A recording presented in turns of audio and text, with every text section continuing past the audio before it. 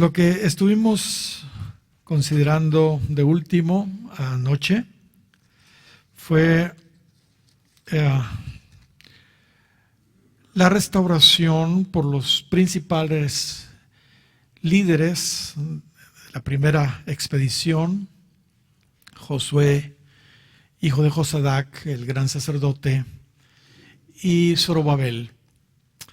La restauración del altar, ¿se recuerdan? Fue lo primero que se restauró en esa primera expedición.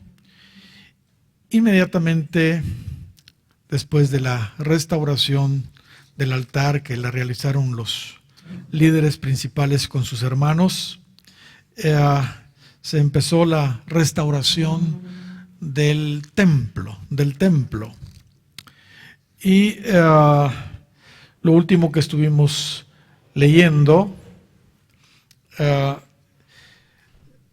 fue Esdras capítulo 3 y versículo 10. Y cuando los albañiles del templo de Jehová echaban los cimientos, pusieron a los sacerdotes vestidos de sus ropas y con trompetas, y a los levitas, hijos de Asaf, con címbalos, para que alabasen a Jehová. Y pusimos especial énfasis en lo que sigue: según la ordenanza de David, rey de Israel. Y sigue diciendo, y cantaban, alabando y dando gracias a Jehová, diciendo, porque Él es bueno, porque para siempre es su misericordia, etcétera, etcétera. Uno de los pasajes, dijimos, más bellos de la Escritura. Fue una gran celebración. Y dijimos que la música que ahí se estaba ejecutando en esa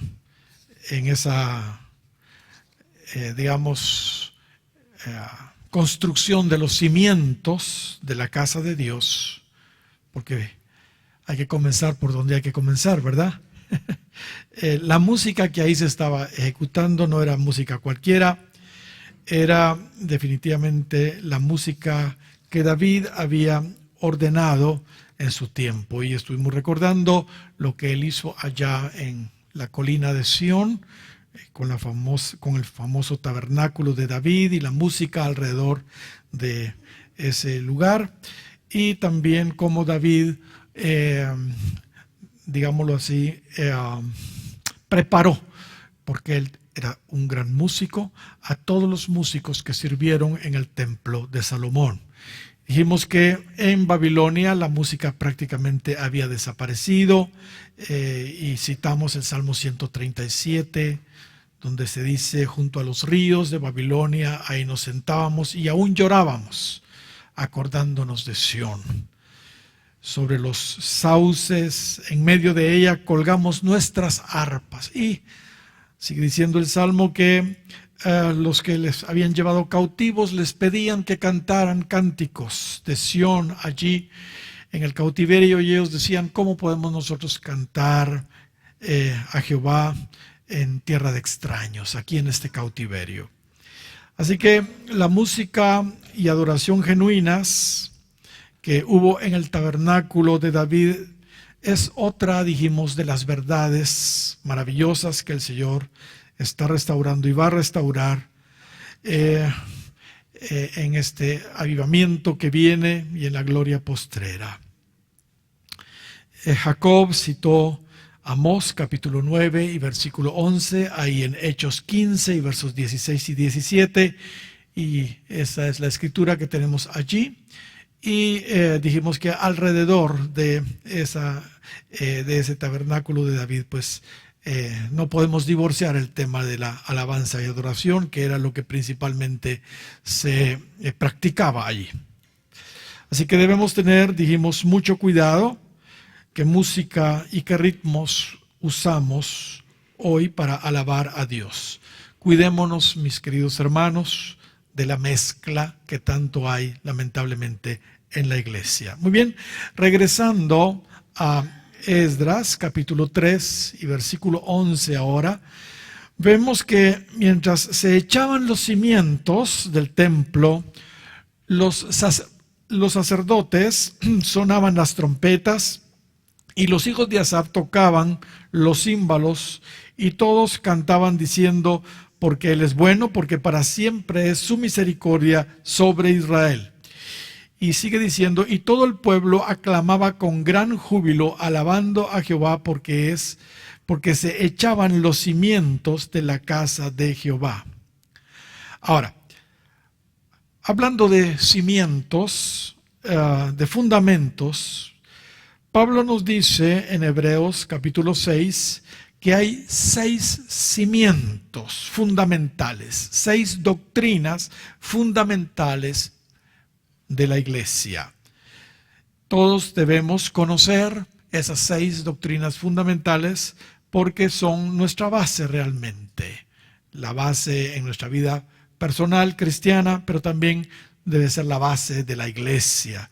El primer cimiento es el arrepentimiento de las obras muertas, el segundo es la fe en Dios, el tercero es la doctrina de bautismos, el cuarto es la imposición de las manos, el quinto es la resurrección de los muertos y el sexto fundamento doctrinal que Pablo nos presenta es el juicio eterno. Que Dios, hermanos, nos dé la gracia para poner buenos fundamentos en nuestras iglesias, como Pablo lo hizo. Pablo era un perito arquitecto y dice primera de Corintios capítulo 3 y versículo 10, conforme a la gracia de Dios que me ha sido dada, yo como perito arquitecto, dijo él, puse el fundamento. Hermanos, todos sabemos que si no hay buenos cimientos, si no hay buenos fundamentos en una construcción, definitivamente el edificio completo peligra, no sirve, sencillamente no sirve.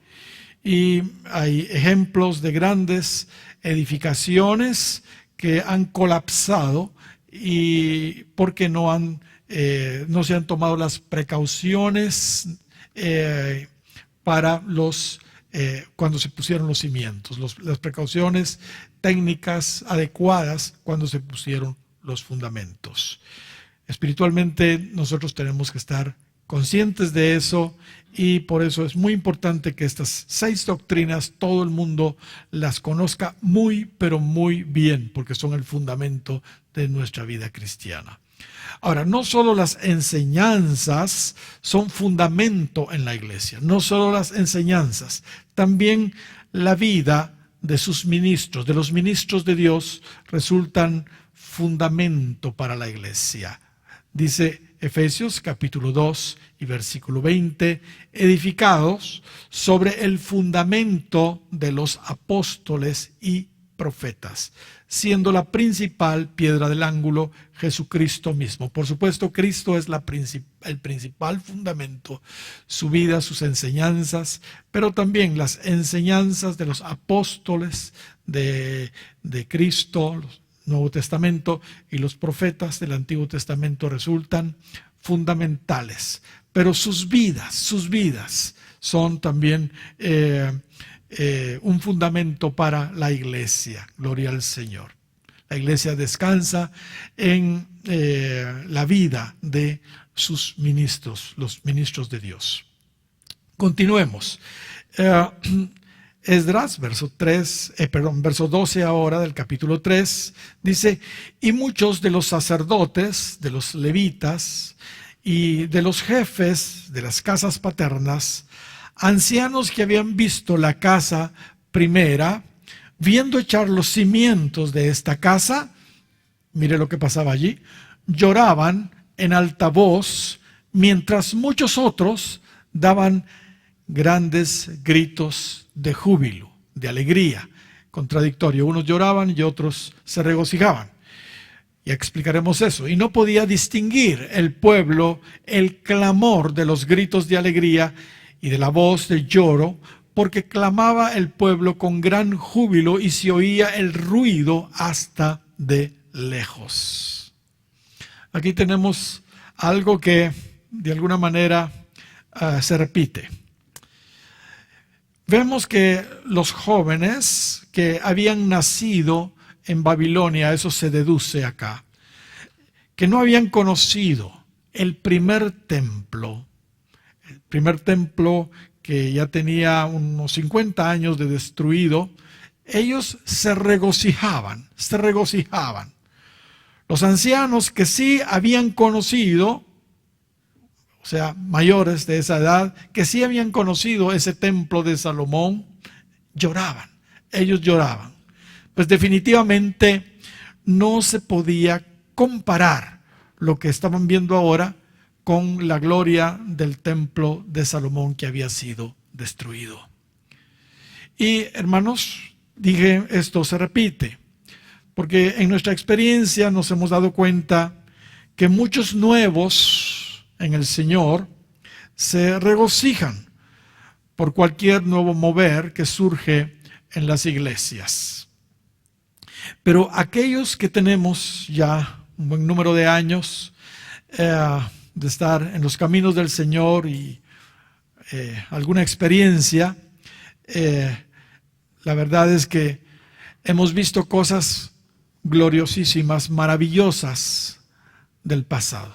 Muchas cosas preciosas del Señor en el pasado. Y hermanos, hay veces cuando vemos estos nuevos moveres que hay, pues los comparamos con lo que nosotros tal vez experimentamos hace unos 30, 40 años, cosa que nuestros jóvenes no conocieron. Y aunque no menospreciamos de ninguna manera, por Dios, jamás, ¿verdad?, esas nuevas experiencias que Dios está trayendo, realmente añoramos lo que el Señor en su misericordia nos permitió experimentar en el pasado. Y la verdad es que muchos de esos nuevos supuestos moveres del Espíritu, entre comillas, resultan más emoción que unción, comparado a lo que experimentamos en el pasado muchos. Por eso el profeta Ageo, quien profetizó en esa época, confirma eso. Mire lo que dice el verso 3 del capítulo 2. ¿Quién ha quedado entre vosotros que haya visto esta casa en su gloria primera? Dice, o sea, los ancianos, ¿verdad? Que dice, ¿y cómo la veis ahora? Pregunta, ¿no es ella como nada delante de vuestros ojos? ¿Verdad que no es nada? Les dice, comparado a lo que era antes. En ese segundo templo, hermanos, definitivamente las cosas no eran igual. Carecía ese segundo templo de tres cosas, por lo menos, que el templo anterior, el de Salomón, tenía. El arca del pacto no estaba allí. El arca del pacto no estaba allí. El arca del pacto donde estaba la misma presencia manifiesta de Dios. El Urim y el Tumim, que le daba dirección a Israel, tampoco estaba allí, ¿entiende? Eso es terrible. Imagínense esos dos elementos faltantes en este nuevo templo. El fuego del altar, el fuego original, pues, del altar tampoco estaba allí. El fuego en el tabernáculo de Moisés y posteriormente en el templo de Salomón era un fuego divino, celestial, ¿entiende? Un fuego que venía de los cielos. Sin embargo, el fuego en este nuevo templo fue un fuego natural, humano, digámoslo así. Estas cosas muchas veces los jóvenes, como no las conocen, no las lamentan, sencillamente no las lamentan. Nunca nos conformemos con lo de hoy. Hermanos, nunca nos conformemos con lo de hoy. Siempre busquemos más y más, porque el Señor tiene cosas siempre mejores para nosotros. Ahora, no nos debemos tampoco, hermanos, equivocar. La profecía de Ageo, capítulo 2 y versículo 9, cuando dice, que la gloria de esta casa postrera será mayor que la primera, ¿entiende? Aunque no se cumplió en aquel tiempo, se cumplió en Cristo, en Jesús, en primera instancia. Y la gloria que manifestó Cristo definitivamente fue mayor aún que la que manifestó la gloria del templo de Salomón. Pero no se queda ahí el asunto, porque esta palabra resulta profética para el avivamiento postrero que viene y para el milenio. Hermanos, el cumplimiento total de esa profecía está por cumplirse todavía en la gloria postrera que viene y en la era milenial, cuando el templo del milenio sea erigido. Hermanos, eso va a ser algo impresionante. Aleluya. Gloria al Señor. Muy bien, capítulo 4.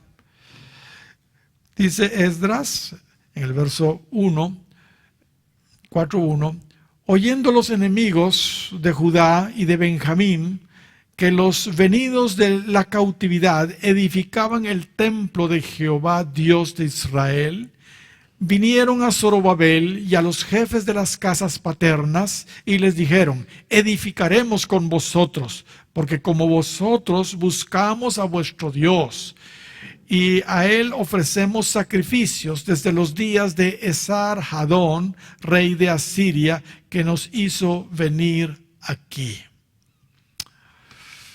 No podemos dejar de enfatizar, hermanos, en este principio. En lo natural, construir, hermanos, no tiene tantas complicaciones como reconstruir. Ya lo mencioné anteriormente, lo vuelvo a mencionar. Cuando Salomón edificó el templo, ¿entiende? No habían enemigos. Todos estaban con él y lo apoyaron. Pero ahora que se estaba ejerciendo la obra de restauración, enemigos aparecían por todos lados. En lo espiritual, hermanos, es exactamente igual. Levantar a un caído, fíjese bien, levantar a un caído es mucho más dificultoso que llevar a una persona inconversa a Cristo. Hace algunos años, aquí en la iglesia nos propusimos hacer una obra, hacer un trabajo que pues no he visto yo que las iglesias lo hagan, y nosotros lo hicimos por un tiempo. El trabajo no era ir a ganar almas, sino era ir a restaurar a los caídos. A restaurar a los caídos. O sea, nos dirigíamos a aquellos que se habían apartado del Señor. Sobre todo ya con este conocimiento que tenemos de la palabra del Señor. Que la condenación eterna para un caído es mucho peor que la de un inconverso natural que muere. ¿Entiende? Entonces, la carga, hermanos, de la iglesia también debe ser principalmente por aquellos que se han alejado del Señor. Por supuesto, los que no conocen al Señor, claro que sí, debemos también traerlos al Señor. Pero hermanos, qué difícil es restaurar a un caído. El diablo razona de la siguiente manera. Mire cómo razona el diablo. Dice el diablo, ya se me escapó una vez. La segunda vez ya no se me escapa. Ya no se me escapa. Entonces, hermanos, es mucho más difícil. Acuérdense que cuando alguien abre las puertas y todo, vienen otros 7 espíritus y toman posesión de esa persona, y ahí las postrimerías de esa persona se hacen peores que las del principio, dijo Cristo. Hermanos, restaurar a alguien es mucho más dificultoso que salvar a uno que no ha conocido al Señor. Amén.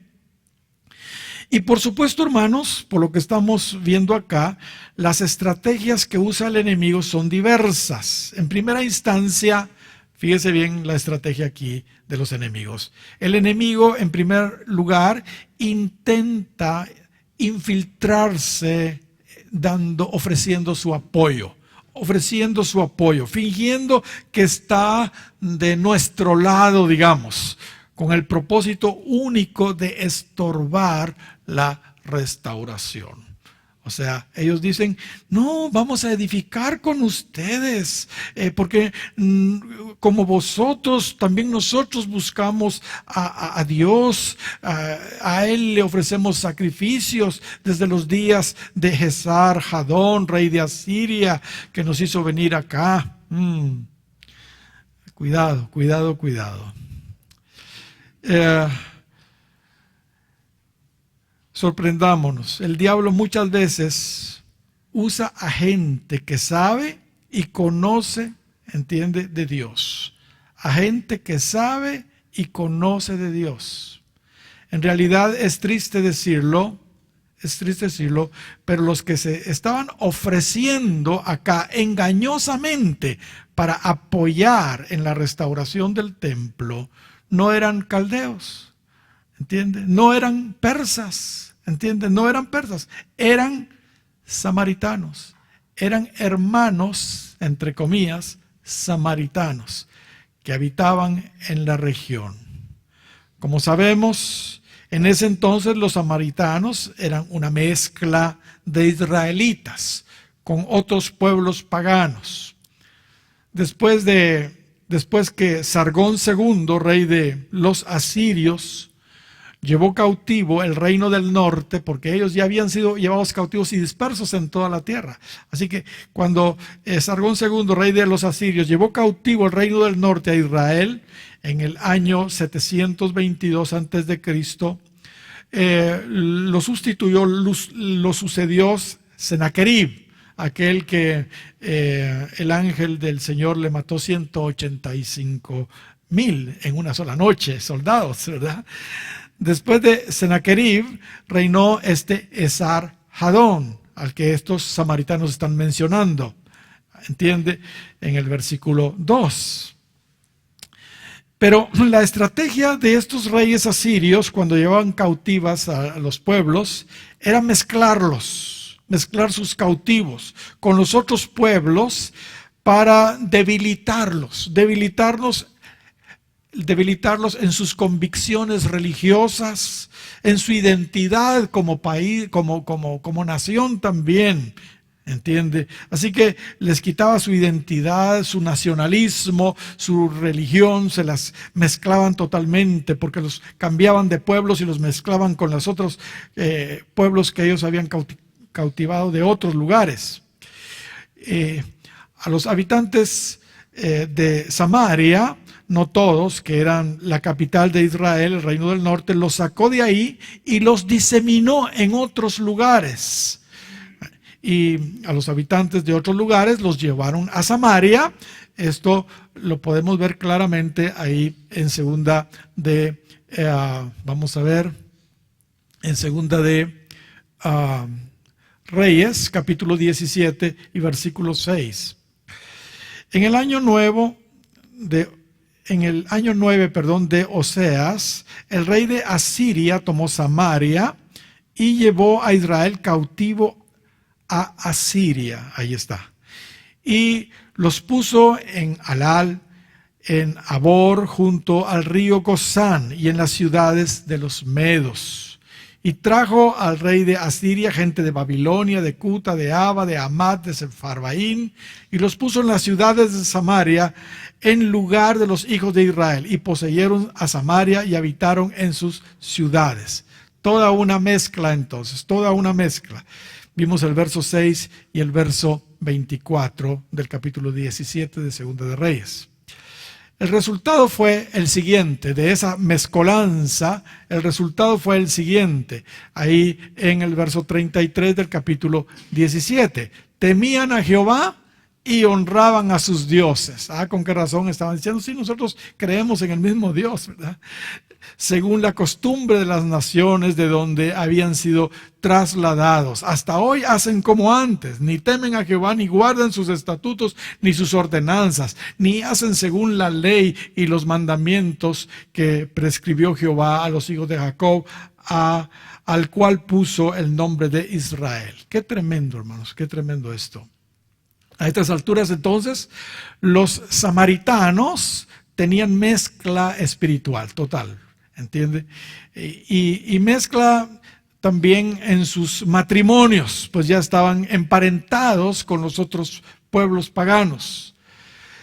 Una de las estrategias entonces, hermanos, del enemigo es que en las iglesias hay samaritanos.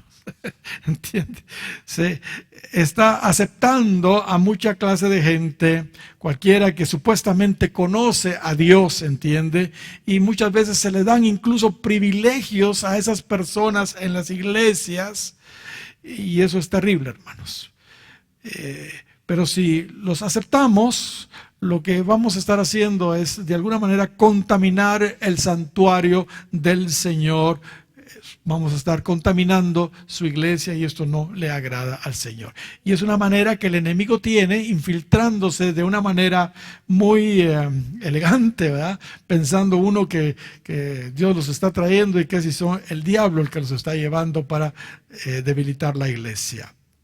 Ahora, se tragaron, pregunto, el anzuelo Zorobabel y Josué y los otros líderes, ¿se lo tragaron? ¿Qué dice el verso 3? Zorobabel, Jesúa o Josué y los demás jefes de las casas paternas de Israel dijeron: no nos conviene edificar con vosotros casa a nuestro Dios, sino que nosotros solos la edificaremos a Jehová Dios de Israel, como nos mandó el rey Ciro, rey de Persia. Como quien dice, es que el rey Ciro dijo que mejor no, así que no, tenían una buena coartada, ¿verdad? No nos conviene edificar con ustedes, así que perdonen, les agradecemos sus buenas intenciones, pero tal vez no muchas gracias, ¿verdad?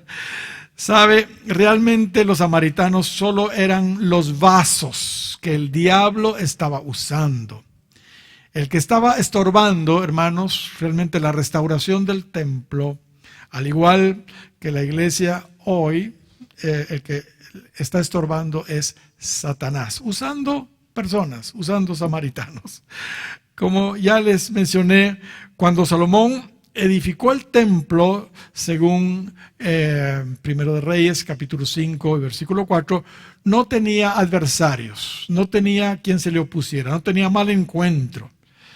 La edificación realmente del templo marchó sobre ruedas, pero ahora, unos 500 años después, ¿verdad?, de esa edificación del templo de Salomón, cuando empezaban a reconstruir el templo que había sido derribado hace unos 50 o un poco más años, no fue nada fácil, no fue nada fácil. Se levantaron los enemigos para hacerles adversarios, Como ya les mencioné también, el profeta Zacarías tuvo una visión de esto y claramente se ve que el que estaba detrás era Satanás.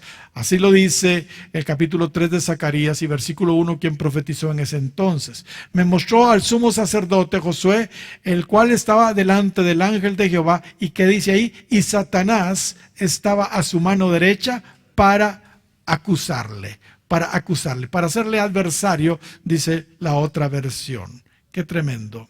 Afortunadamente, Jehová le dijo a Satanás: Jehová te reprenda. Gloria sea al Señor. Gracias a Dios, Él peleó, hermanos, por ellos, como lo hace hoy por nosotros, el Señor. Aleluya. Lamentablemente, muchos líderes modernos no tienen el discernimiento que tuvo Zorobabel y que tuvo Josué, hijo de Josadac, y han incluido a los hermanos, entre comillas, samaritanos, con privilegios e incluso con liderazgo en la iglesia. Y el resultado es que en sus iglesias ahora tienen una alabanza, una adoración manchada, una palabra adulterada, tolerante ante el pecado y lo mundano. Es triste, pero los samaritanos modernos están hoy en muchas iglesias bien establecidos por falta de discernimiento de los pastores. La verdad es que los de Israel, o sea, el reino del norte, rivalizaron siempre, siempre rivalizaron con los del reino del sur, con Judá. Desde sus inicios, recuérdense, con Jeroboam y Roboam. Y no estaban contentos que sus hermanos de Judá y Benjamín, que formaban el reino del sur, estuvieran siendo restaurados, mientras ellos seguían dispersos todavía en muchos lugares bajo los persas ahora. Y hermanos, eso es lo que realmente sucede en lo espiritual también. Muchos que nada que ver están con mucha envidia de ver lo que el Señor está haciendo en su iglesia. Así que como los samaritanos no les funcionó su plan A, ¿verdad?, de parecer sus aliados, de ofrecer, su apoyo, entonces se quitaron la máscara de una vez y se cambiaron al plan B. Ahora abiertamente empezaron a oponerse a la obra de restauración, de una manera ya abierta y descarada. Mire lo que dice el versículo 4 del capítulo 4 de Esdras. Pero el pueblo de la tierra intimidó al pueblo de Judá, y lo atemorizó para que no edificara. Verso 5, sobornaron además contra ellos, ahí usaron las influencias. Mire, eso no es nuevo. Sobornaron además contra ellos a los consejeros para frustrar sus propósitos. Todo el tiempo de Ciro, rey de Persia, y hasta el reinado de Darío, rey de Persia. ¡Qué tremendo! Aquí se revelaron, hermanos, las motivaciones ocultas que tenían los samaritanos. Increíble, hermanos, pero cierto. Increíble, pero cierto. Estuvieron dispuestos a sobornar a los mandos medios del gobierno, convirtiendo la orden del rey Ciro contraviniendo la orden del rey Ciro para detener la obra de restauración. ¿Y saben algo? Es realmente asombroso ver cómo el diablo usa, voy a decirlo porque el pastor Bailey lo dice, a los abogados para estorbar el avance de la obra de Dios. El pastor Bailey le dedica un par de buenos párrafos a los malos abogados. Gracias a Dios, porque en la iglesia tenemos pero muy buenos abogados que son de veras íntegros, son íntegros y que no se prestan para hacer cosas incorrectas. Amén. Gracias a Dios también por nuestro abogado celestial, por Jesucristo. Amén. Él está sobre todos estos abogados malos, a quien ellos un día le van a tener que dar cuentas. Uno de los títulos de Cristo es ese, ¿verdad? Él es nuestro abogado.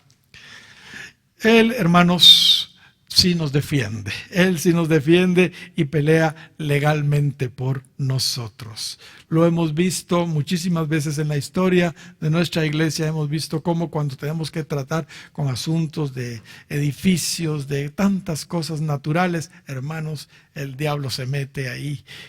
Pero gracias a Dios, nuestro abogado celestial sale en nuestra defensa y hemos salido, gracias a Dios, victoriosos. Amén. Ustedes no se imaginan lo que nos costó adquirir esta propiedad. Hermanos, todo se cerró, las leyes, todos los trámites, todos los abogados, pero Dios nos dio la victoria, gracias a Dios. Amén. Es bueno mencionar aquí que cuando las cosas marchan mal, no es necesariamente, fíjese bien lo que voy a decir, una señal de que Dios no esté en el asunto. No es una señal necesariamente de que Dios no esté en el asunto. Todo lo contrario. Muchas veces es una señal que estamos haciendo lo correcto y eso no le gusta al enemigo. Así que el enemigo está tratando de estorbar. ¿Entiende? Porque mucha gente dice, si las cosas salen bien es porque Dios está en el asunto. Y no, ese razonamiento no es muy correcto. Un ejemplo de eso es cuando los discípulos navegaban hacia Gádara. Bueno, el Señor da la orden de ir a Gádara porque iba a libertar al endemoniado gadareno. Pero ¿qué pasó a medio viaje ahí en el lago de Galilea? ¿Qué pasó? Hermano, se levanta el viento y las olas tremendo, y los discípulos, ¿será que el Señor dio la orden correcta? ¿Oímos bien de él o no? Porque él dio la orden, ¿entiende? Pero lo que pasa está que todos los demonios que estaban en el Gadareno no querían que el Señor llegara a Gádara, y entonces estaba tratando de estorbar eso, ¿entiende? Pero sí, el Señor había dado la orden de ir allí, pero las circunstancias no eran nada favorables. Esa era la voluntad de Dios.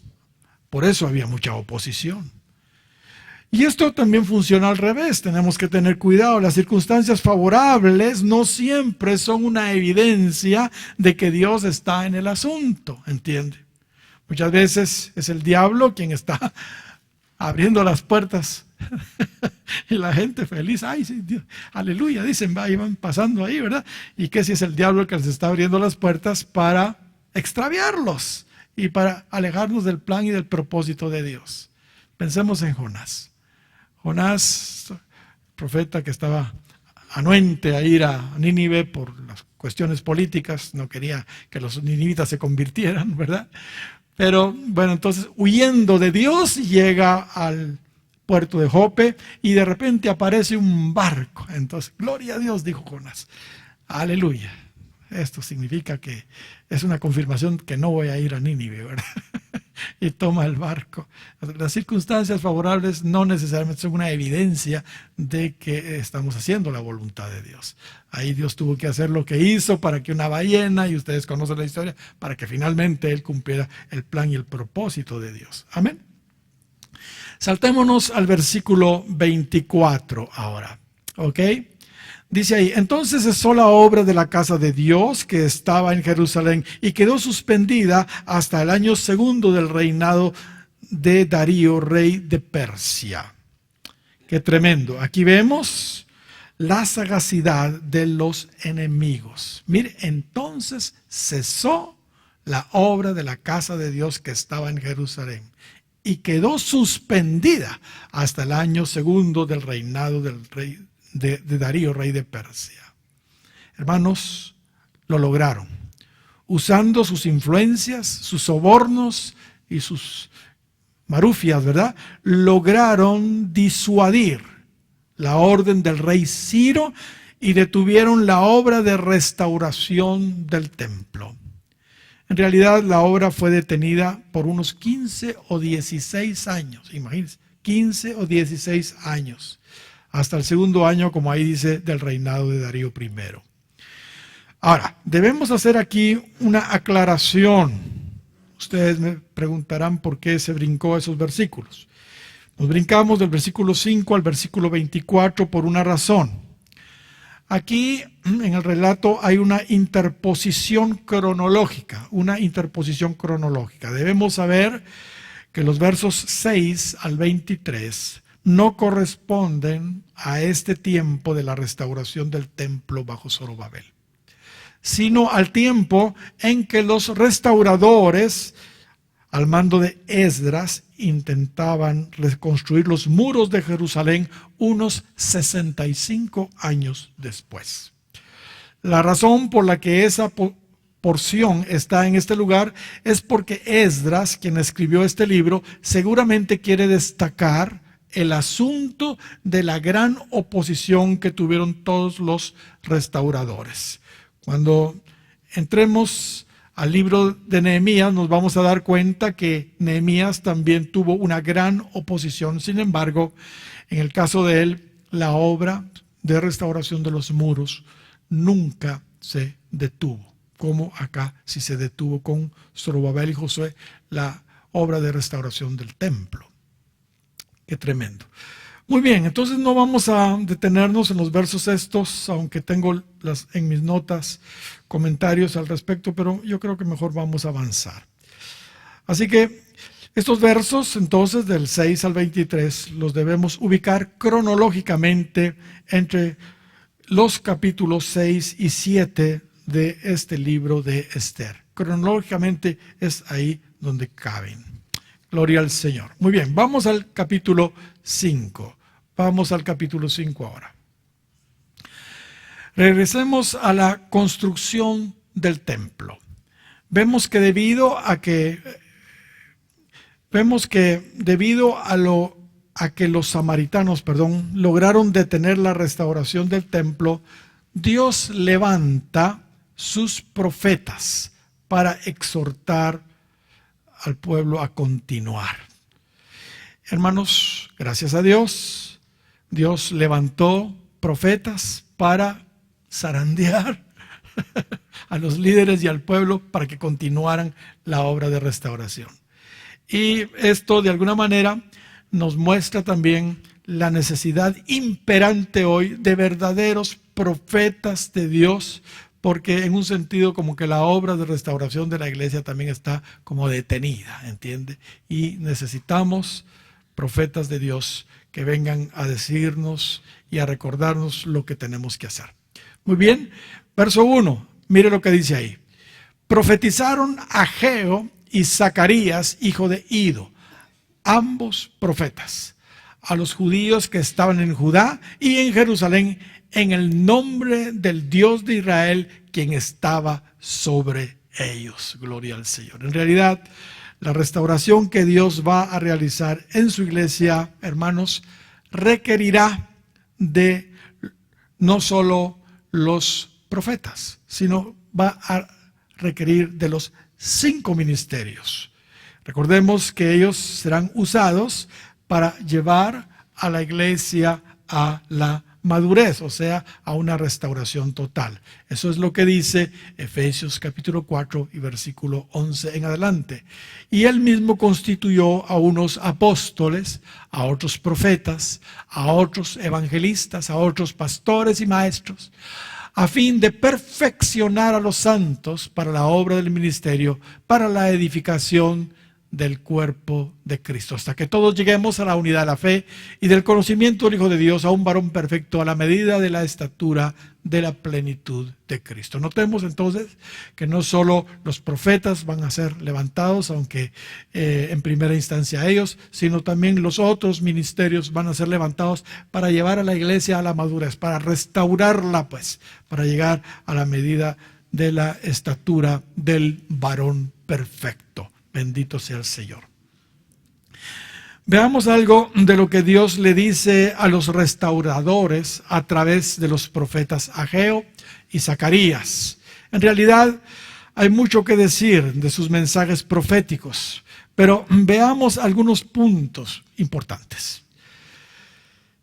Saben, debido a que las circunstancias no eran nada favorables,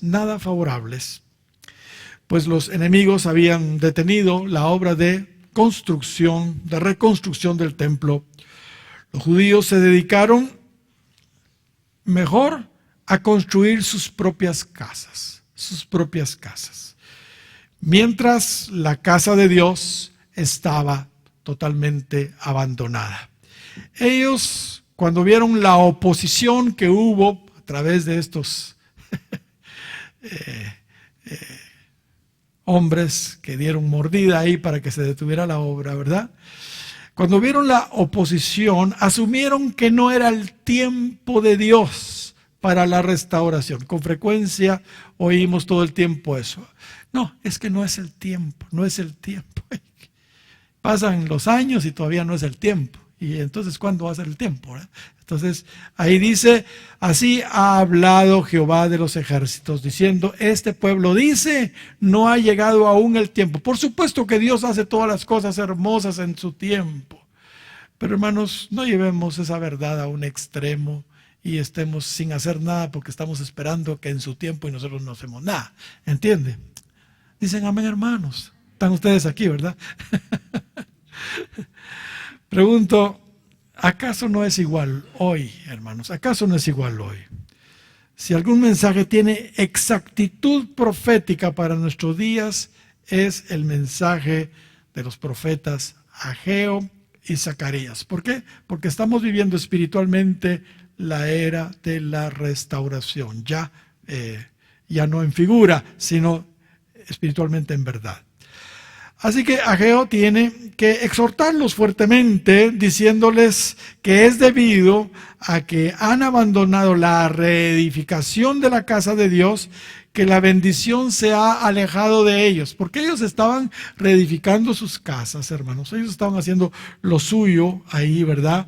Pero, hermanos, la verdad no les estaba yendo nada bien. Por ejemplo, en el capítulo 1 y versículo 6 dice: sembráis mucho y recogéis poco, coméis y no os saciáis, bebéis y no quedáis satisfechos, os vestís y no os calentáis, y el que trabaja a jornal recibe su jornal en saco roto. Todos se les hacía agua. Y entonces el Señor les dice: meditad sobre vuestros caminos, subid al monte, traed madera y reedificad la casa. Y les empieza a exhortar a que mejor reedifiquen la casa de Dios. ¿Entienden?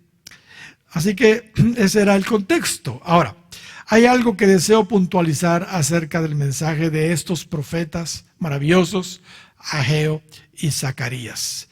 Dice Ageo en el capítulo 2 y versículo 4 de la siguiente manera: pues ahora Zorobabel, primero el mensaje era hacia los líderes, ¿verdad? Pues ahora Zorobabel, esfuérzate, dice Jehová, y esfuérzate también Josué, hijo de Josadac, primero a los meros jefes, ¿verdad? Sumo sacerdote, y cobrad ánimo, pueblo todo de la tierra. Ahora todo el pueblo que también estaba desanimado, ¿entiende? Y dice Jehová: trabajad. ¿Qué les dice? Trabajad, trabajad, porque yo estoy con vosotros, dice Jehová de los ejércitos. Aquí vemos, hermanos, que Ageo exhorta a los desanimados líderes, Zorobabel y Josué, hijo de Josadac, y al pueblo a esforzarse y a trabajar. A esforzarse y a trabajar se ha dicho. Sin embargo, en la reconstrucción del templo, pues, de la casa de Dios. Sin embargo, ¿cuántos sabemos que aunque el esfuerzo y el trabajo es bueno y debemos hacerlo por Dios, por sí solo el esfuerzo y el trabajo no basta? Ciertamente Dios quiere que nos esforcemos, Dios quiere que trabajemos, pero que no confiemos en nuestras propias fuerzas, habilidades, capacidades, que no confiemos en nuestro trabajo. Es por eso que Dios tiene que levantar también a Zacarías, y qué lindo equilibrio hay acá. El mensaje de Zacarías trae el equilibrio perfecto para los restauradores de aquel tiempo y de hoy. Y el mensaje de Zacarías para los atribulados, restauradores, era acerca de la bendita gracia de Dios.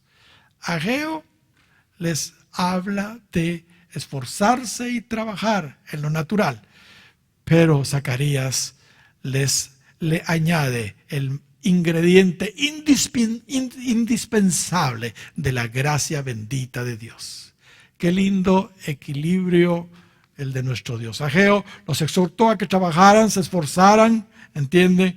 Ya que habían caído en desánimo y apatía. Sin embargo, Dios usó a Zacarías para complementar el mensaje de Ageo con el ingrediente indispensable de la gracia. Me gusta mucho cómo lo pone la Biblia al día, ahí en el capítulo 4 de Zacarías y versículo 7. Dice de la siguiente manera: por lo tanto, ninguna montaña, por alta que sea, mire la gran oposición que tenían los judíos, ninguna montaña, por alta que sea, podrá estorbar a Zorobabel, porque delante de él se allanará. Zorobabel, que dice, terminará la edificación del templo con poderosos clamores y acciones de gracias por la misericordia de Dios, declarando que todo fue hecho por gracia solamente. Por gracia solamente. Aleluya. Hermanos, necesitamos ambas cosas. Ambas cosas. Que no se les olvide eso jamás, hermano. Trabajar duro, pero reconociendo que sin su gracia definitivamente no lo vamos a lograr. Pablo sabía eso muy bien.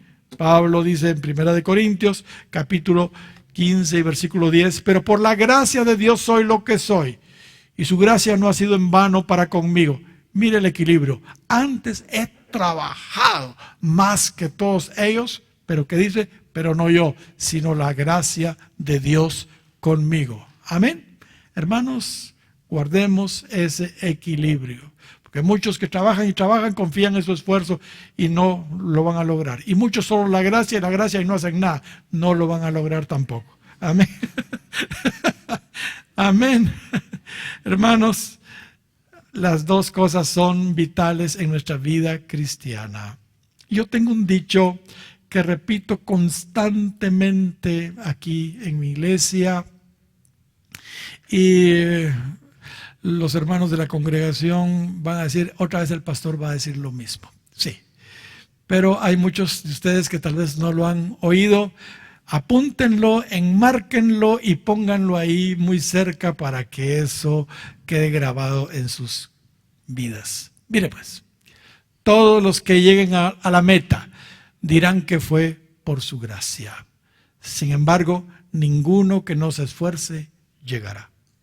Lo repetimos, todos los que lleguen a la meta dirán que fue por su gracia. Sin embargo, ninguno que no se esfuerce llegará. Hermanos, esa es una máxima para la vida. En realidad, en el gran despertar que viene, será el Espíritu Santo quien hará la obra.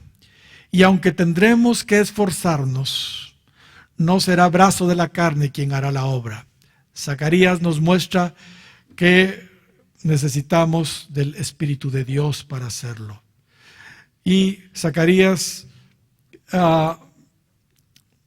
nos presenta de una manera los 7 espíritus de Dios operando.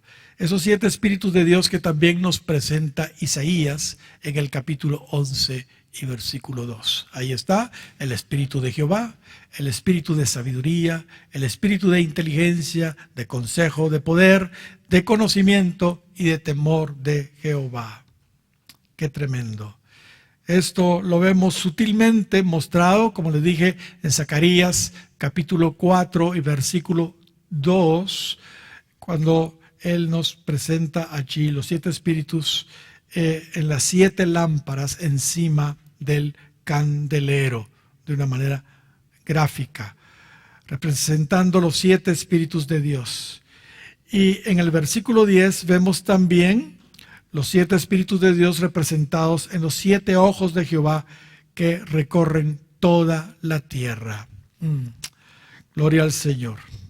Zacarías nos presenta ese balance maravilloso. Claramente se nos dice en el versículo 6 de este capítulo 4 de Zacarías, hermanos, que la obra de restauración no sería con ejército ni con fuerza, o sea, no con el brazo de la carne, ¿verdad? Sino con su espíritu, la plenitud del espíritu, los 7 espíritus de Dios, ha dicho Jehová de los ejércitos.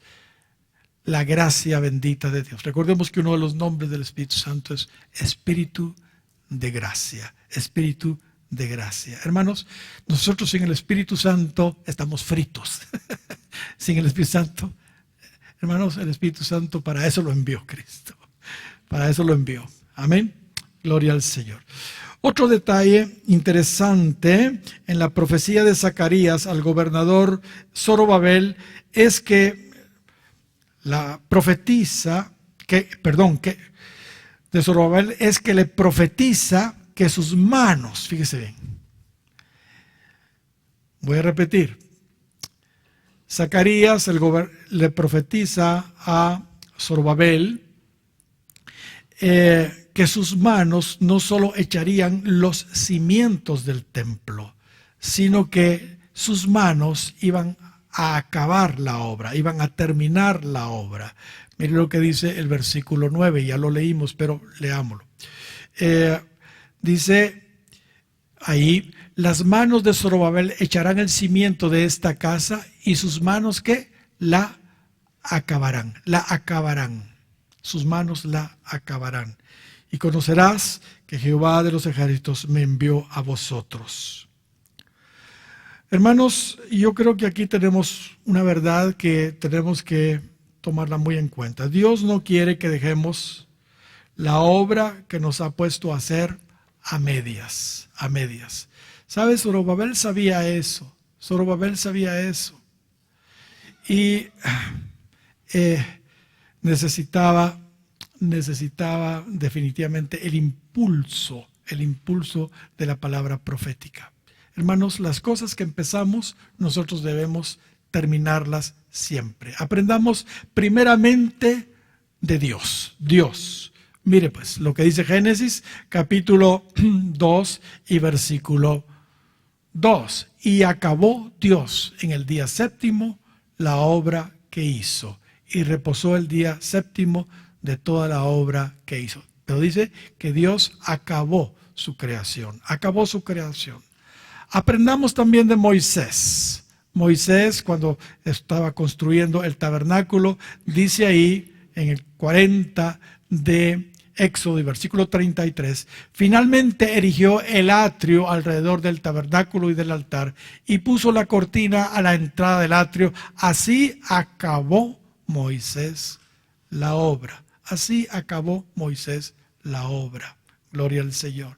Aprendamos de Salomón cuando construyó ese glorioso templo. Dice Primera de Reyes, capítulo 6 y versículo 38, y en el 11º año, en el mes de Bul, que es el mes octavo, fue acabada la casa con todas sus dependencias y con todo lo necesario. La edificó pues en 7 años. Pero dice, fue acabada la casa. Gloria sea el nombre del Señor. Y por supuesto, hermanos, todas estas escrituras tienen que ver con que Dios va a terminar su obra en nosotros, porque finalmente los días de la creación tienen que ver con lo que Dios está haciendo en nosotros hasta acabar su obra. El tabernáculo tiene que ver con nosotros porque somos los tabernáculos de Dios. Hasta Dios va a acabar su obra. Y el templo de Salomón, una figura de nosotros también Dios va a acabar su obra. ¿Cuántos dan gloria al Señor? Pero aquí vemos algo en lo natural. En lo espiritual también debemos terminar nuestra carrera. Mire lo que dice allí de Juan el Bautista en Hechos capítulo 13 y versículo 25. Mas cuando Juan terminaba su carrera, dijo, ¿quién pensáis que soy? Pero mire, Juan terminó su carrera, una carrera espiritual de solo 18 meses. Se preparó durante 30 años para ejercer un ministerio solo de 18 meses. Hoy la gente se prepara 18 meses para querer tener un ministerio de 30 años. Es al revés la cosa. Él se preparó por 30 años para ejercer un ministerio, pero terminó lo que tenía que hacer Juan el Bautista. Gloria al Señor. Y Pablo, ¿qué decimos de Pablo? Mire lo que dice 2 de Timoteo 4:7. He peleado la buena batalla, he acabado la carrera, he guardado la fe. Él llegó a la meta entonces. Muy bien. Y por supuesto, ¿qué otra escritura podemos citar? Cristo dijo al Padre en Juan capítulo 17, versículo 4, yo te he glorificado en la tierra, he acabado la obra que me diste que hiciese. Eso lo dijo unas horas antes de ser crucificado. Pero cuando estaba en la cruz, ¿qué fue lo que dijo? Cuando Jesús hubo tomado el vinagre, dijo, consumado es. Y habiendo inclinado la cabeza, entregó el Espíritu. Gloria sea al Señor. Así que, hermanos, lo que empecemos, terminémoslo. porque ese es el patrón que encontramos en la Escritura. Zorobabel no solo tenía que comenzar la obra, sino terminarla también. Ok, en el versículo 2 de Esdras 5, vemos que la palabra profética surtió su efecto. Dice, entonces se levantaron Zorobabel, hijo de Salatiel, y Jesúa, hijo de Josadac, y comenzaron a reedificar la casa de Dios que estaba en Jerusalén, y con ellos los profetas de Dios que les ayudaban. Me encanta eso. Y con ellos los profetas de Dios que les ayudaban. Qué lindo es cuando en nuestras iglesias operan, hermanos, los ministerios proféticos genuinos. Los profetas verdaderos, muchas veces Dios los usa para zarandear a los líderes y también para zarandear a las congregaciones y sacarnos de nuestra zona de comodidad. Incluso, hermanos, como les dije, a los mismos líderes, gloria al Señor.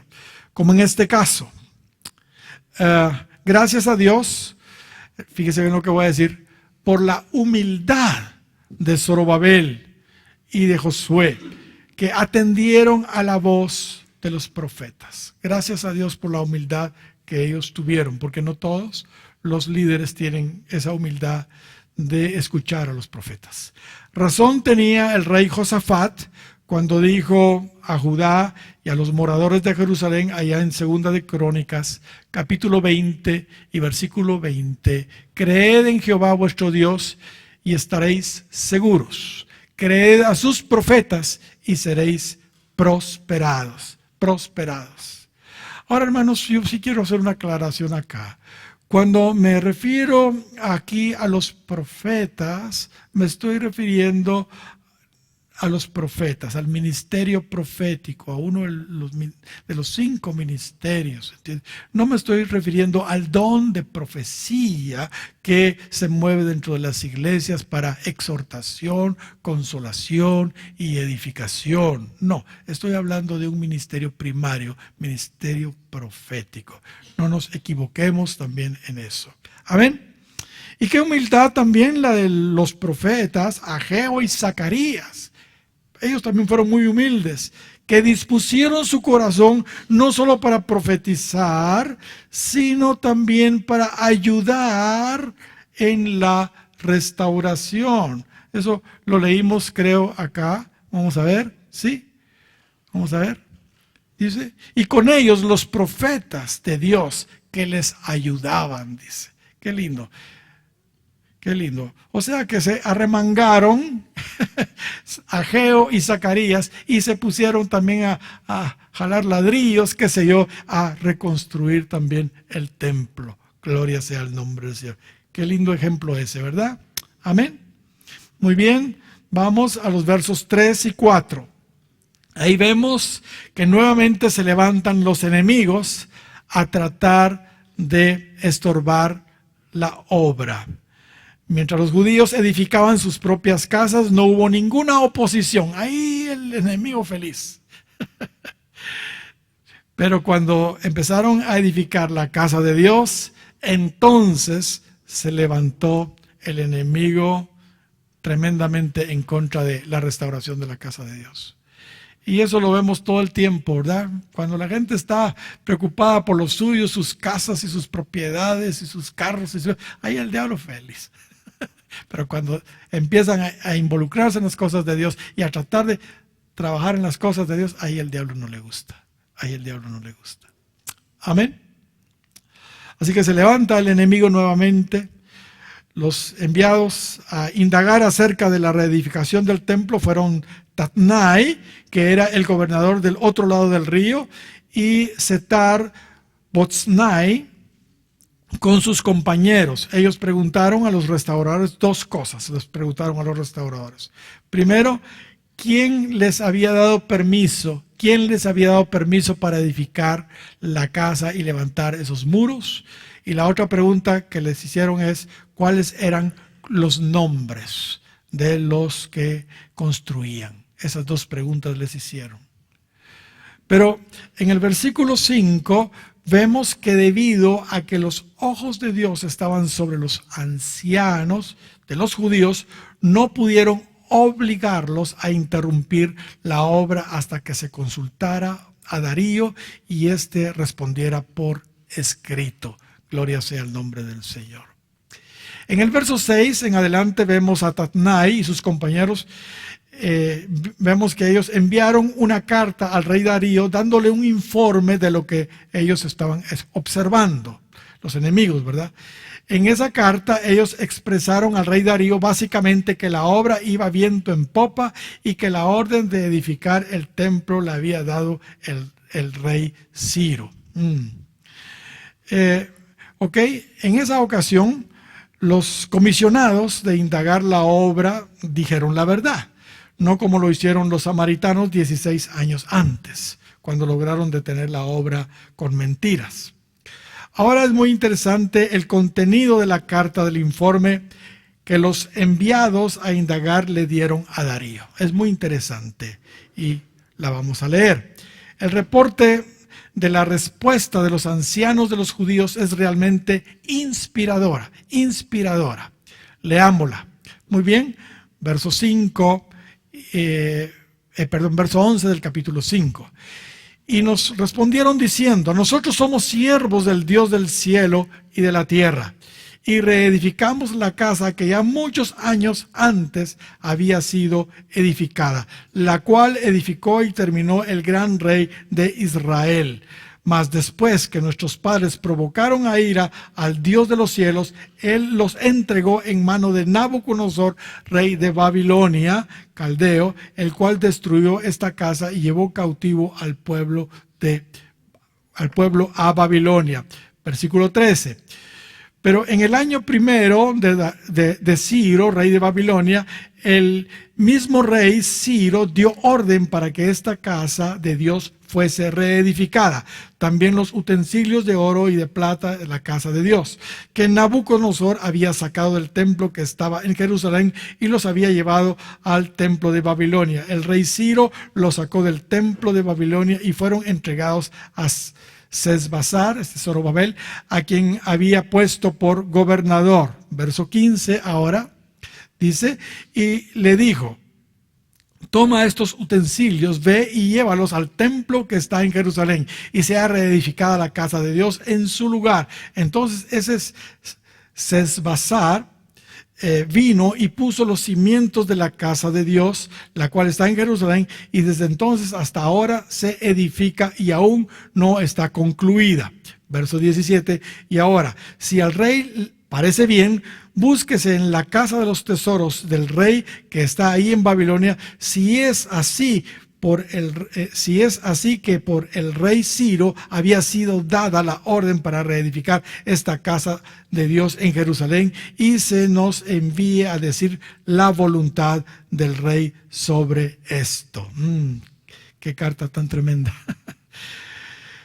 Yo lo que veo en esta respuesta de los ancianos a las autoridades, es que en primer lugar honran a Dios. En primer lugar, honran a Dios. Eso lo podemos ver en el versículo 11, quien hizo el cielo y la tierra.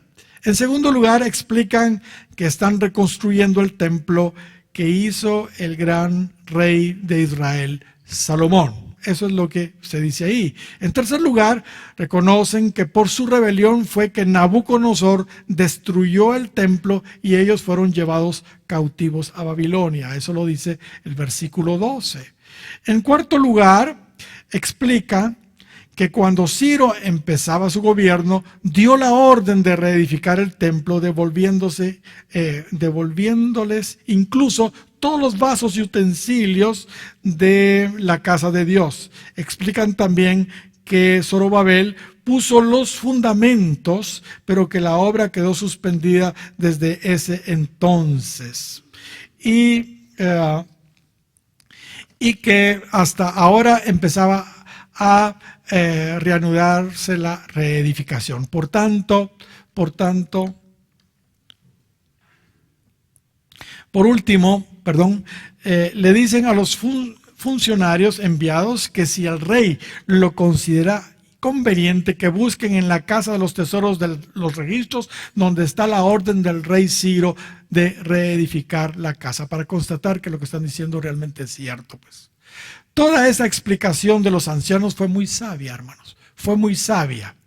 Ellos solo dijeron la verdad y sobre todo mostraron mucha mansedumbre, mucha mansedumbre.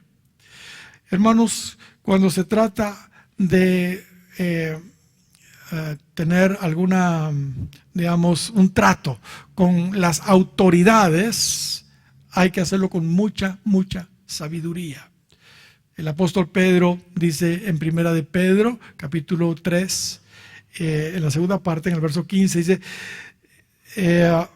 sino santificad a Dios, al Señor, en vuestros corazones y estad siempre preparados para presentar defensa con mansedumbre y reverencia ante todo el que os demande razón de la esperanza que hay en vosotros. Tenemos que actuar con mucha mansedumbre, con mucha sabiduría cuando hablemos. La respuesta de ellos a las autoridades persas, hermanos, es un buen ejemplo que nosotros los cristianos debemos también imitar cuando las autoridades, por ejemplo, cuando los que están en eminencia, el gobierno, que se traten de oponerse a la orden del Señor, sobre todo en asuntos de construcciones e infraestructura. Tenemos que actuar con mucha, mucha prudencia y sabiduría. Aquí tenemos una lección de cómo se debe de actuar. Muy bien, capítulo 6. Capítulo 6.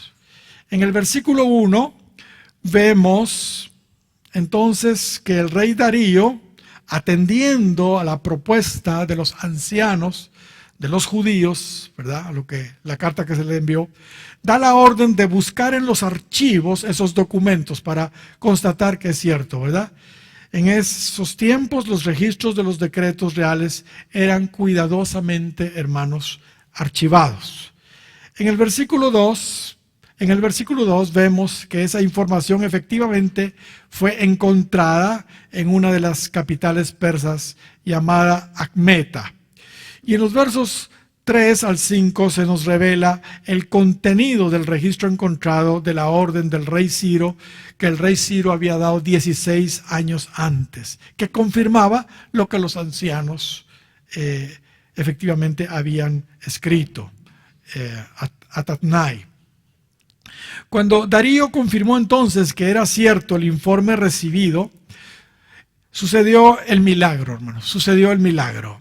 El rey Darío se identificó también, hermanos, se identificó también con la obra de restauración, a tal grado se identificó con el decreto del rey Ciro, que lo activó nuevamente el decreto del rey Ciro, dando inmediatamente la orden para que se continuara la obra de reedificación de la casa de Dios.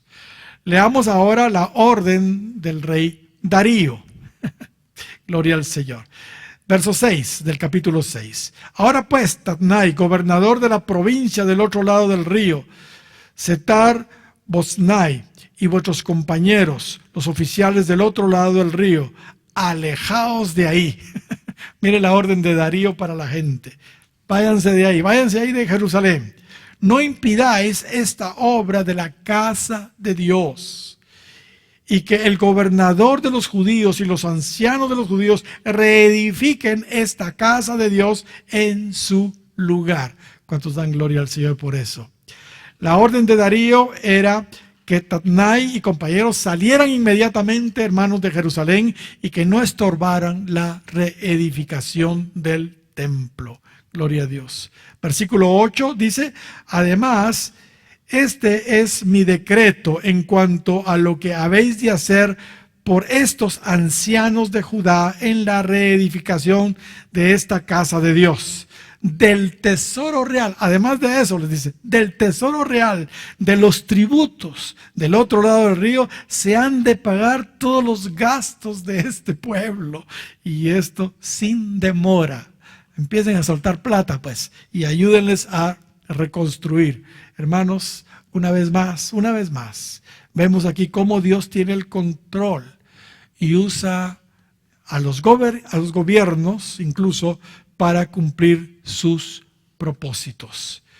Y en los días de restauración, hermanos, a pesar que el enemigo se mueve para estorbar, definitivamente Él provee también, como estamos viendo aquí, incluso por las autoridades de gobierno, los recursos en abundancia para la obra del Señor. Hermanos, el avivamiento que viene se va a requerir de muchos recursos, millones y millones, porque hermanos, el Evangelio del Reino será predicado a todo el mundo por testimonio a todas las naciones. El avivamiento que viene se va a requerir de muchos recursos y los gobiernos van a estar a la disposición de la iglesia. Gloria sea el nombre del Señor. Las cosas se van a cambiar de un momento a otro. Dios incluso usa a Darío para proveer los animales de los sacrificios, contribuyendo pues con el culto incluso. Imagínense un rey pagano. Dice el verso 9, y todo lo que se necesite, novillos, carneros, corderos para holocaustos al Dios de los cielos, y trigo, sal, vino, aceite y de unción, según lo pidan los sacerdotes que están en Jerusalén, se les dará día por día sin falta. Gloria sea al Señor. Y en el verso 10 dice algo muy interesante. Muy interesante. Mire lo que Darío está pidiendo acá. Mire lo que está pidiendo acá. Para que puedan ofrecer sacrificios agradables al Dios de los cielos y, ¿qué dice? Orar por la vida del rey y de sus hijos. Por favor, también, miren, yo les estoy dando de todo, los estoy ayudando, pero por favor, oren por mí y por mis hijos. El rey Darío está pidiendo oración a los judíos. Gloria al Señor. Esta petición de Darío de orar por él, hermanos, y por sus hijos, me recuerda a otro personaje por ahí que también pidió lo mismo. No sé si ustedes recuerdan. Cuando Faraón, hermanos, finalmente se dio por vencido después de la última plaga, ¿entiende? El último juicio, la muerte de los primogénitos, y dejó salir al pueblo de Israel de Egipto, dijo ahí en Éxodo, capítulo 12, y versículo 32, bendecidme también a mí. Tomad también vuestras ovejas, vuestras vacas, como habéis dicho, y váyanse rápido, pero por favor, bendíganme también a mí, porque se dio cuenta que contra el Dios de Israel no podía nada. Entonces, bendíganme también a mí. ¿Cuántos dan gloria al Señor? Mis hermanos, los gobernantes esperan nuestras oraciones. Ellos saben que Dios está con nosotros y que nos oye. ¿Sabe algo, hermano? Realmente el éxito, fíjese bien lo que voy a decir, el éxito o fracaso de un país depende de la iglesia, de nosotros, su iglesia. Pablo escribió a Timoteo lo siguiente, primera de Timoteo, capítulo 2 y versículo 1. Exhorto ante todo a que se hagan rogativas, oraciones, peticiones y acciones de gracias por todos los hombres, por los reyes y por todos los que están en eminencia. Por los reyes y por todos los que están en eminencia, para que vivamos, ¿qué? Quieta y reposadamente en toda piedad y honestidad. Voy a decir algo que es verdad, aunque nos duela. Guatemala está como está, no por sus presidentes, no por sus diputados, no por sus jueces, no por la CICIG, no por los anteriores gobiernos, no. Guatemala está como está por nosotros. Porque ahí dice que nosotros tenemos la autoridad para poder vivir quieta y reposadamente en toda piedad y honestidad. Nosotros somos los responsables principales, no los gobernantes. De hecho, Jeremías les había dicho a los judíos antes que fueran llevados a Babilonia, que oraran por Babilonia para que tuvieran paz. ¿Se recuerda? Iban a ser llevados a Babilonia y Jeremías les dice, mire lo que les dice en el 29 de Jeremías y versículo 7. Y procurad la paz de la ciudad a la cual os hice transportar y rogad por ella a Jehová, porque en su paz tendréis vosotros paz. Así que ellos tenían que orar por Nabucodonosor y por la paz ahí en Babilonia, porque en su paz ellos iban a tener paz. ¿Cuántos dan gloria al Señor? Nosotros tenemos la clave de la paz de los países en realidad. Y veamos más sobre el decreto de Darío. Veamos más sobre el decreto de Darío en el verso 11 en adelante, y voy a leer en la Biblia de las Américas. Y he proclamado un decreto de que cualquiera que quebrante este edicto, mire lo que dice Darío, cualquiera que quebrante este edicto, lo que acaba de decir, ¿verdad?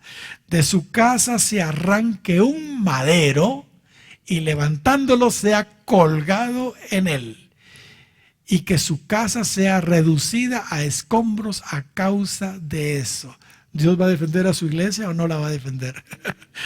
Y que el Dios que ha hecho morar allí su nombre derribe a todo rey o pueblo que trate de cambiarlo para destruir esta casa de Dios en Jerusalén. Yo, Darío, he proclamado este decreto, que sea ejecutado con toda exactitud. ¿Qué palabras? Así se habla, ¿verdad? Entonces Tatnai, gobernador de la provincia del otro lado del río, y Setar Boznai y sus compañeros ejecutaron el decreto con toda exactitud, tal como el rey Darío había ordenado. Gloria a Dios. Gloria a Dios.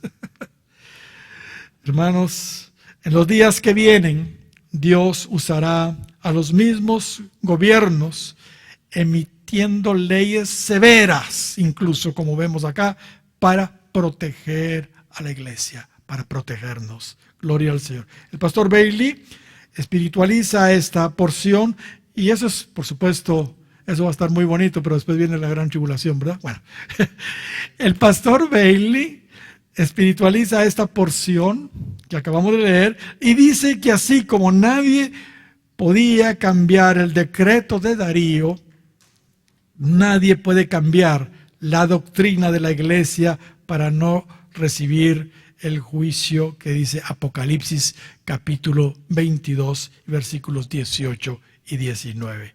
No se pueden cambiar, dice él, espiritualiza esa escritura. Muy bien, en el capítulo 6 de Esdras y verso 14 ahora dice, y los ancianos de los judíos tuvieron, ¿qué dice? Éxito. Tuvieron éxito en la edificación según la profecía del profeta Ageo y de Zacarías, hijo de Ido, y terminaron de edificar conforme al mandato de Dios de Israel y al decreto de Ciro, de Darío y de Artajerjes, rey de Persia. Gloria sea al Señor. Aleluya.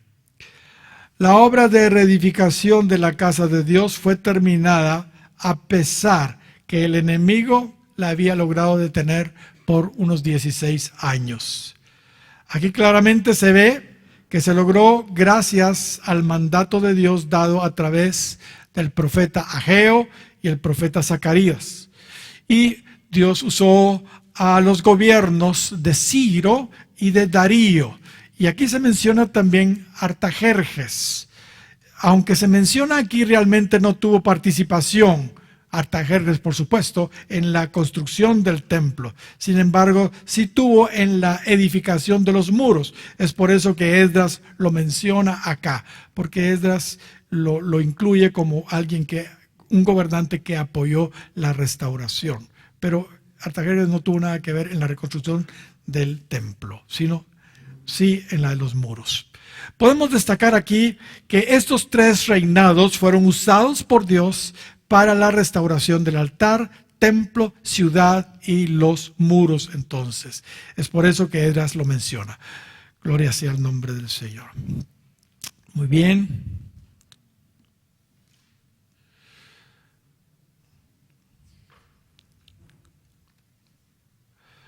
Vamos al verso 15 ahora del capítulo 6.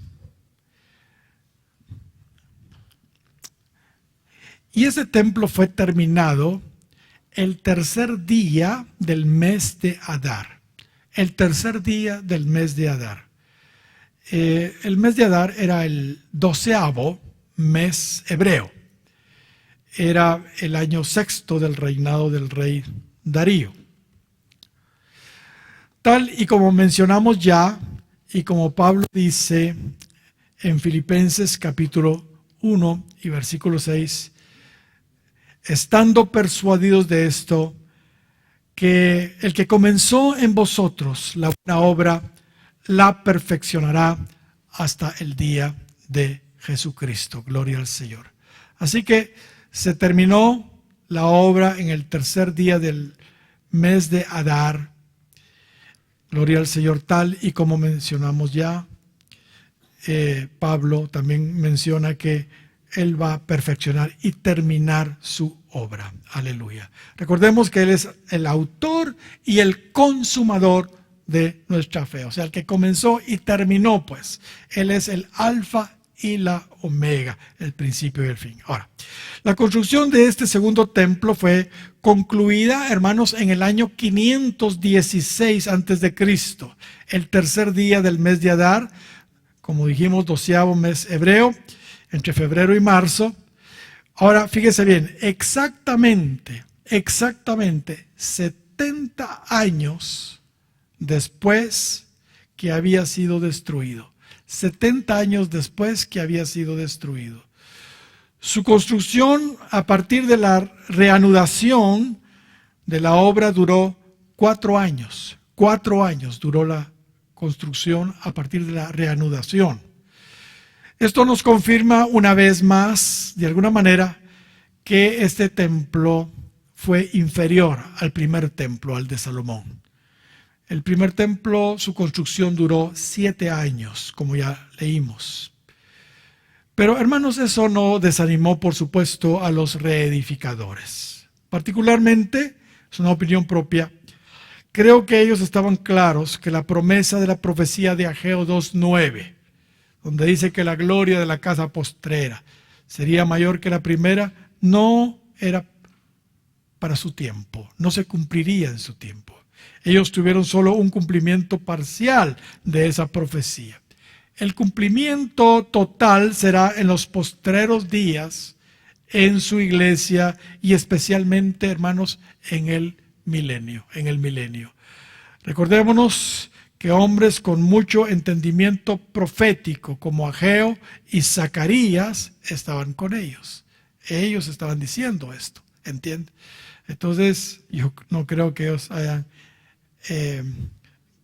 creído que el cumplimiento total de esa palabra era para sus días, porque tenían un par de profetas que sabían para cuándo era. Amén. En los versos 16 y 17 vemos que celebraron con gran júbilo la dedicación de la casa de Dios. Y aunque los sacrificios que se ofrecieron en esa ocasión no eran, fíjese bien, comparables en cantidad a los ofrecidos en la dedicación del primer templo, o sea, en el templo de Salomón, fueron aceptados por Dios. No fueron tantos, pero fueron aceptados por Dios. Y ellos estaban llenos de gozo, llenos de júbilo, porque terminaron la obra y los sacrificios fueron hechos, en fin. Si usted quiere comparar la cantidad de sacrificios que se hicieron acá con la cantidad de sacrificios que se hicieron al templo de Salomón, puede leer estos versos 16 y 17 y también ir a Primera de Reyes, capítulo 8 y versículo 63. Ahí, hermanos, la cantidad de animales que fueron sacrificados era algo increíble. Amén.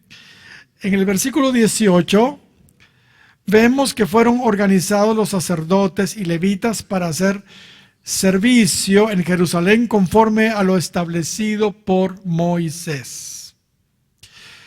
¿Ok? Esto también es profético. Dios ordenará los oficios en su iglesia, hermanos, como deben ser en el avivamiento. En el verso 19 vemos otro lindo detalle. profético. Debido a que la Pascua estaba cerca, la Pascua en el primer mes de Nisan, ahora que estaban en su tierra y con el templo restaurado ya, continuaron su júbilo ellos. Y ahora celebrando la Pascua, la Pascua. Y como sabemos, hablar de la Pascua es hablar de salvación. Es hablar de salvación. Gloria al Señor. Recordemos que fue lo que comieron los israelitas cuando salieron y fueron salvos de Egipto. El Cordero Pascual. Celebraron la Pascua. Hablar de la Pascua es hablar de salvación. Amén. Cristo, el Cordero Pascual del año, murió ¿para qué? Para salvarnos.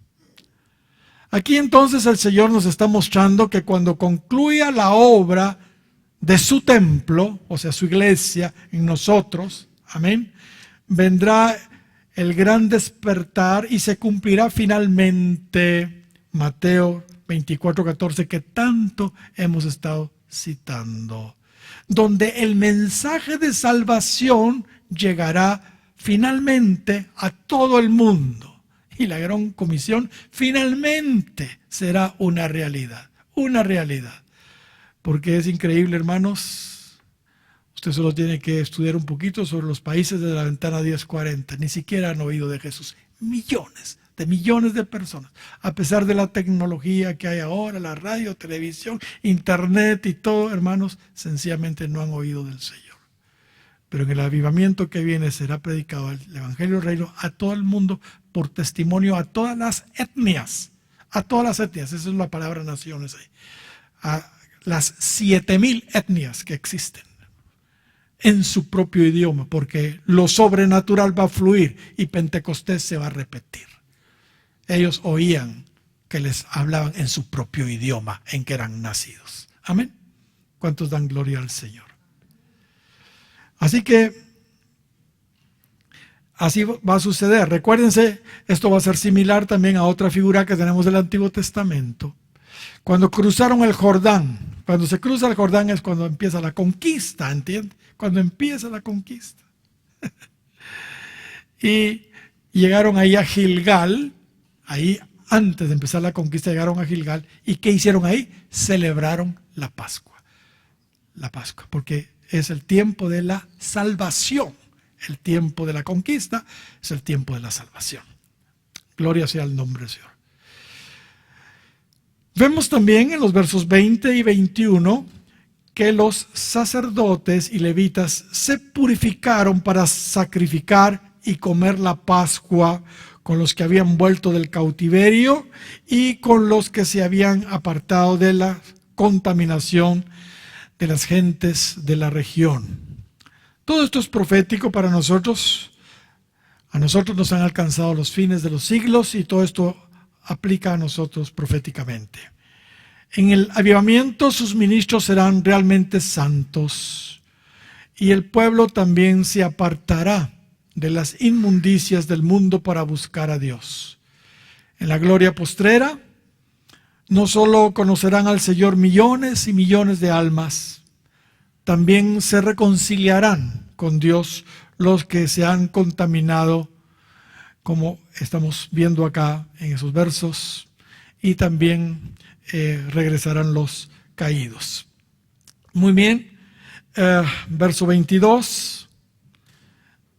Y ahí vamos a terminar esta sesión. Leamos. Y con gozo celebraron por 7 días la fiesta de los panes sin levadura. La fiesta de los panes sin levadura venía inmediatamente después de la Pascua. Se fusionaban 3 fiestas: Pascua, panes sin levadura y primicias. Con gozo celebraron por 7 días la fiesta de los panes sin levadura, porque el Señor los había llenado de regocijo y había vuelto hacia ellos el corazón del rey de Asiria para animarlos en la obra de la casa de Dios, el Dios de Israel. Cuando aquí se menciona al rey de Asiria, realmente es el rey de Persia, el rey de Persia. El rey de Asiria era un título de los reyes que le siguieron después de los asirios llegaron los babilonios, después los medo-persas y así en adelante, ¿verdad? Pero les quedó el título de rey de Asiria, ¿entiende? Realmente estos reyes gobernaban, digamos Darío, que era el gobernante ahora, gobernaba sobre los asirios, sobre los babilonios y ahora sobre Medo-Persa, porque estos otros imperios ya habían sido conquistados por ellos. Por eso es que se refiere ahí dice Asiria, rey de Asiria, pero realmente es Darío de Persia. Ellos, a pesar que sabían que esta gloria no se podía comparar con la gloria de la dedicación del templo de Salomón, festejaron, hermanos, este acontecimiento con mucha gratitud y júbilo. En realidad, Zacarías el profeta ya les había advertido de no menospreciar los pequeños comienzos. Así lo dice Zacarías capítulo 4 y versículo 10. Ellos celebraron ese momento y a nosotros nos toca hacer lo mismo en cada mover que Dios nos permite experimentar.